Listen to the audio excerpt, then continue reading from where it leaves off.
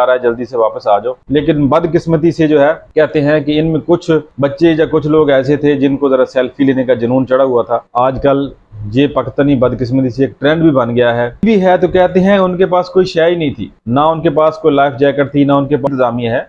वो वहां पे होटलों को आगाह करे कि भाई आपने लोगों को होने वाली हैं, वक्त से पहले पता चल जाता है कि इस एरिया में ज्यादा बारिशें हो रही से जाने पर रोकें कि भाई इस जगह से आपने नहीं गुजरना।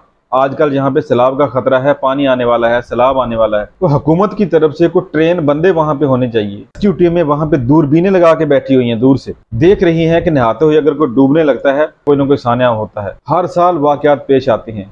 अभी जो चांदी दिन जो चांदी ना हो, सैरो सियाहत के लिए लोग जाते हैं, वहां पे होटलों के ऊपर ऐसे ड्राइवर बैठे हों, मौजूद हों, जो फैमिली आगे तक जाना चाहती हैं, देखना चाहती हैं, तो वहां पर जो एक्सपर्ट ड्राइवर हैं उन इलाकों पे, डीसी है, ये गधे लाखों रुपया तनख्वाह लेते हैं हर महीने, करोड़ों